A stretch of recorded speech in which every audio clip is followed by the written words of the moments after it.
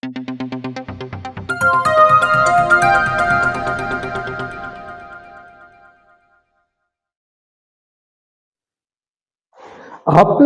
देख रहे हैं इंटर एग्जामिनेशन 2023 का मॉडल सेट का question, objective question political science का, राजनीति विज्ञान का 1 से 75 तक हो चुका है। अब हम आगे 76 से देखते हैं। 76 नंबर प्रश्न है, मुख्य चुनाव आयुक्त का कार्यकाल क्या होता है? तो इसका कार्यकाल बी नंबर ऑप्शन सही होगा, 6 वर्ष होता है या उनका उम्र 65 वर्ष तक, जो भी पहले हो चुका हो ये उनका कार्यकाल होता है। 77 नंबर, कांग्रेस का विभाजन किस वर्ष हुआ? तो कांग्रेस का विभाजन 1969 में हुआ।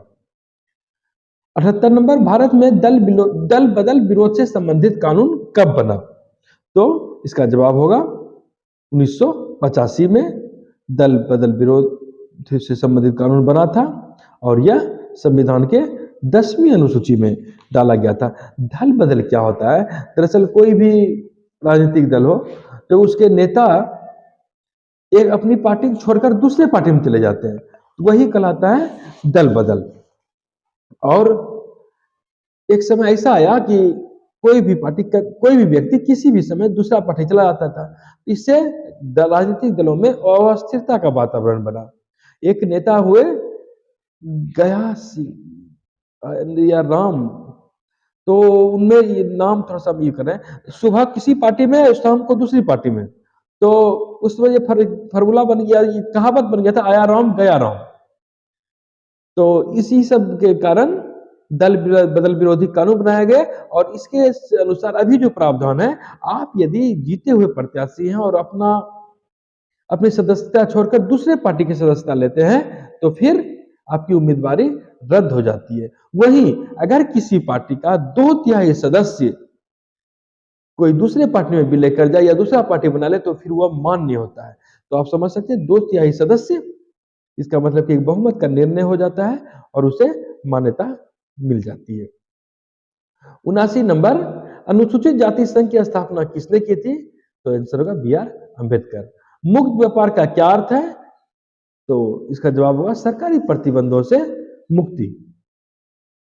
सरकारी मुक्त व्यापार, सरकारी प्रतिबंध से मुक्ति, और उसी समय से कंसेप्ट आया उदारीकरण का, पूरा बाजार को उदार कर दो, बाजार को खोल दो, कोई भी देश का कोई भी व्यापारी कहीं जाके व्यापार करेगा। और 1991 के बाद आप देखते हैं कि भारत का ही बाजार खोल दिया गया, सरकारी नियंत्रण कम से कम कर दिया गया। और अगला प्रश्न देखें, भारत को परमाणु शक्ति संपन्न देश की श्रेणी में कब शामिल किया गया? तो 2008 में। आप जानते हैं 6 सितंबर 2008 को ऐसा हुआ था। 83, गांधीवादी समाजवाद की स्थापना करना इनमें से किस दल का प्रमुख उद्देश्य था? तो जनता पार्टी का।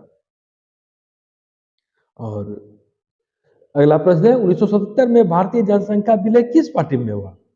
तो भारतीय जनसंघ पार्टी का विलय जनता पार्टी में हुआ था।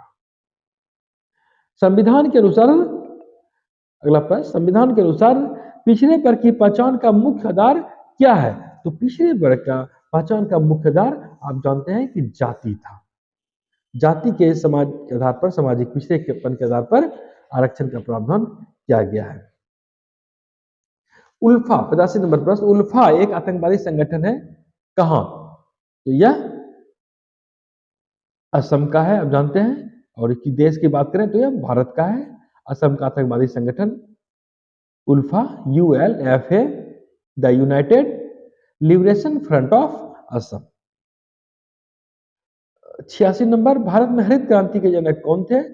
आप जानते हैं कि इसका जवाब होगा MS स्वामीनाथन। हरित क्रांति क्या हुई थी?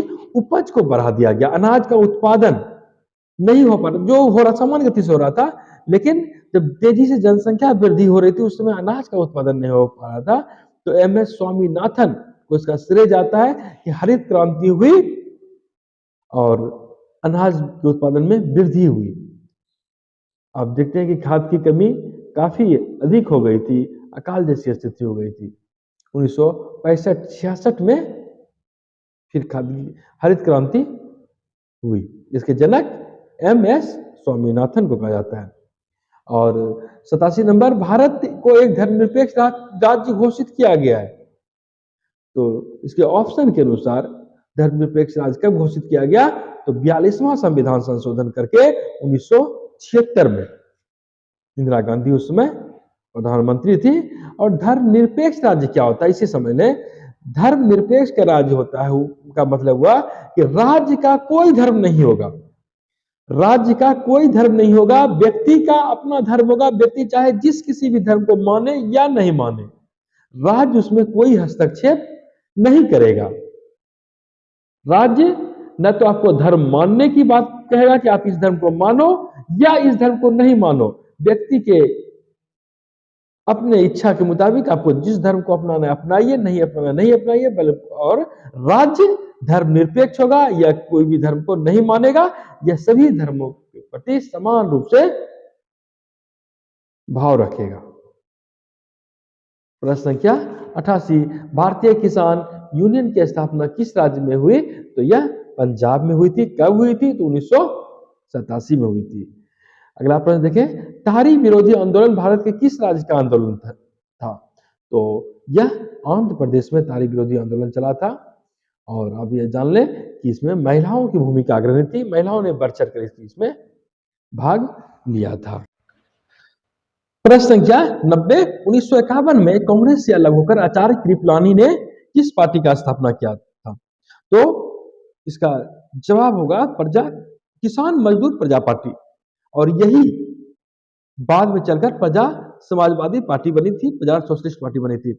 दरअसल कहानी यह था कि आचार्य कृपलानी गांधीवादी थे, गांधी के अनुयायी थे, गांधी को मानते थे। नेहरू से कई बार इनका मतभेद भी हुआ। नेहरू गांधीवादी नीति को पूर्णतः नहीं अपनाते थे, नहीं मानते थे, लेकिन वही आचार्य कृपलानी गांधीवादी नीति बनवाने पर जोर दिया करते थे। हालांकि 1950 में जो घटना घटी, कांग्रेस अध्यक्ष पद के लिए चुनाव होना था और आचार्य कृपलानी उसके अध्यक्ष पद के लिए दावेदार थे। वहीं इसके विरोध में पुरुषोत्तम दास टंडन थे। नेहरू आचार्य कृपलानी का समर्थन कर रहे थे, पुरुषोत्तम दास टंडन का समर्थन वल्लभ भाई पटेल कर रहे थे। दोनों का धड़ा अलग अलग था, पटेल का और नेहरू का। पटेल समर्थन कर रहे थे पुरुषोत्तम दास टंडन का, नेहरू समर्थन कर रहे थे आचार्य कृपलानी का। और आचार्य कृपलानी पराजित हो गए, पुरुषोत्तम दास टंडन जीत गए। 1950 की कहानी है। और ये उस हार से विचलित हो गए। विरोध स्वरूप इन्होंने 1951 में अपने अनुयायी या अपने समर्थकों के साथ किसान मजदूर प्रजा पार्टी बनाई थी। और वही पार्टी बाद में चलकर प्रजा सोशलिस्ट पार्टी बन जाती है। अगला प्रश्न 91 नंबर हम देखें तो निम्नलिखित में से कौन एक संवैधानिक संस्था नहीं है? तो नीति आयोग संवैधानिक संस्था नहीं है, संघ लोक सेवा आयोग संवैधानिक संस्था है, वित्त आयोग संवैधानिक संस्था है, चुनाव आयोग संवैधानिक संस्था है। और नीति आयोग संवैधानिक संस्था नहीं है। आप यहां पर यह समझ लें कि संवैधानिक संस्था क्या होता है, गैर संवैधानिक संस्था क्या होती है। तो संवैधानिक संस्था उसे कहते हैं जिसे कि संविधान में स्थान दिया गया है, किसी अनुच्छेद में उसे स्थान दिया गया होगा। संघ लोक सेवा आयोग है जिसे 312 में स्थान दिया गया है, वित्त आयोग 280 में, चुनाव आयोग अनुच्छेद 324 में। वहीं नीति आयोग का जिक्र संविधान के किसी अनुच्छेद में नहीं है, बल्कि यह कार्यपालिका का एक आदेश के मात्र से एक संस्था का बना ली गई सलाहकारी रूप में। वो योजना आयोग का नाम सुने होंगे आप, 15 मार्च 1950 को उसका गठन कर दिया गया था। और एक तरह से एक सलाहकारी संस्था के रूप में एक आदेश, उसी को एक तरह से हम कहें कि उसी का नाम बदलकर नीति आयोग कर दिया गया। और 1 जनवरी 1915 से नीति आयोग हम लोग के यहाँ है। और यह संवैधानिक संस्था नहीं है, यह एक गैर संवैधानिक संस्था है। नीति आयोग संवैधानिक संस्था नहीं है। भारतीय 92 नंबर, भारतीय विदेश नीति के प्रमुख लक्ष्यों के संबंध में निम्नलिखित में से कौन सही है? इसका जवाब है उपयुक्त सभी। इसमें ए नंबर है नस्लीय भेदभाव की समाप्ति का प्रयास, मानवाधिकार की रक्षा का प्रयास, उपनिवेश का विरोध। हमारी विदेश नीति में हमेशा यह प्रयास किया जाता रहा है कि हम न तो मेरे साथ भेदभाव, न कि दुनिया में किसी भी देश के साथ भेदभाव नहीं हो, नस्ल के आधार पर भेदभाव नहीं हो, उपनिवेश के आधार पर भेदभाव नहीं हो, मानवाधिकार, दुनिया के हर एक लोगों के मानवाधिकार की रक्षा हो। तो भारत हमेशा इस दिशा में प्रयासरत रहा है। 93 नंबर, भारतीय विदेश नीति के निर्माता के रूप में किसे जाना जाता है? इसका जवाब होगा जवाहरलाल नेहरू। जवाहरलाल नेहरू भारत के प्रथम प्रधानमंत्री थे और उसमें विदेश नीति को एक नया आयाम देना था, नया मोड़ देना था, और नेहरू ने इसका सफलतापूर्वक संचालन किया। जस्टिस जस्टिस पार्टी किस राज्य से संबंधित पार्टी थी? तो यह जस्टिस पार्टी मद्रास से है, मद्रास राज्य था। और 95 नंबर, 1974 के बिहार आंदोलन को किस नाम से जाना जाता है? तो आप जानते हैं कि छात्र आंदोलन हुआ था, उसी को गुजरात से यह छात्र आंदोलन शुरू हुआ था और पूरे भारत को यह अपने कवर में ले लिया आंदोलन। छात्र आंदोलन आप सुने होंगे, क्यों हुआ था? थोड़ा सा इसके बारे में भी जान लें। एलडी लाला भाई दादा भाई कॉलेज, इंजीनियरिंग कॉलेज थे, गुजरात में था। वहां इंजीनियरिंग कॉलेज में मेस के कीमत में 20% की वृद्धि कर दी गई थी। छात्रों ने उसका विरोध किया। छात्रों ने जब विरोध किया तो टकराव बढ़ी, यूनिवर्सिटी स्तर पर चला गया। यूनिवर्सिटी स्तर पर जब आंदोलन होने लगे तो उसमें भारी संख्या में जो है छात्रों ने अपनी भागीदारी दी और उसके साथ साथ वहां पर यह हुआ कि छात्रों के समर्थन में वकीलों ने भी समर्थन किया। टकराव बढ़ी, विरोध बढ़ रहा था और व्यापक होते होते होते क्या हुआ, पूरे गुजरात में इसकी लहर पड़ गई, चलती पड़ गई। और उस विरोध में, छात्र आंदोलन में जब विरोध होने लगा तो पुलिस को लाठियां चलानी पड़ी। लाठियां चलाने पर कई लोग मारे भी गए, हताहत भी हुए, घायल भी हुए। इसमें विरोध और बढ़ता चला गया। वहीं कांग्रेस के जो मुख्यमंत्री थे उस समय गुजरात में, चीमन भाई पटेल। चीमन भाई पटेल गुजरात में उस समय मुख्यमंत्री थे और स्थिति यह थी कि इंदिरा गांधी केंद्र में थी। इंदिरा गांधी से उसकी पटती नहीं थी, वो मुखर थे, कोई बात इंदिरा गांधी को भी बोल देते थे और इंदिरा गांधी के सामने सबको हिम्मत नहीं होती थी कि सब कोई उसका विरोध कर सके। चीमन भाई पटेल की जो वो आंदोलन पूरे गुजरात राज्य में फैलने लगा था। चीमन भाई पटेल से इंदिरा गांधी ने इस्तीफा मांग लिया और स्थिति बिगड़ गई और गुजरात के साथ साथ बिहार में भी इसकी लहर आई। आप जानते हैं कि बिहार में जयप्रकाश नारायण ने उसी दौरान उसमें अपनी भागीदारी निभाई, संपूर्ण आंदोलन का नारा दिया। 96 नंबर है, द्रविड़ मुनेत्र कड़गम के संस्थापक कौन थे? तो द्रविड़ मुनेत्र कड़गम के संस्थापक थे सी अन्नादुरई। 97 नंबर, क्षेत्रीय असंतुलन के फलस्वरूप किस राज्य का गठन हुआ था? तो इसका जवाब होगा नागालैंड और मिजोरम, दोनों का गठन किया गया था कि नॉर्थ ईस्ट के राज्य शांति से रहे।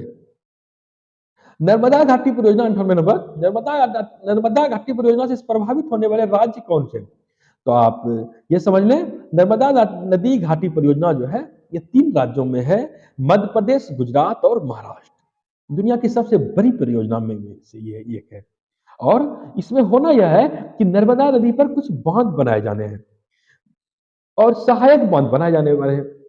नर्मदा नदी कहाँ है? तो नर्मदा नदी मध्य प्रदेश में है, गुजरात में और महाराष्ट्र में है। नर्मदा नदी कहां से निकलती है? तो नर्मदा नदी मध्य प्रदेश के अमरकंटक से निकलती है और अमरकंटक से निकलकर अरब सागर में यह मिल जाती है। यह समझ लें कि यह 3 राज्यों से होकर गुजरती है, मध्य प्रदेश से, गुजरात से और महाराष्ट्र से। और इसकी कुल लंबाई 1312 किलोमीटर है और जिसमें कि 1077 किलोमीटर तो यह मध्य प्रदेश में ही है और बाकी गुजरात और महाराष्ट्र में है।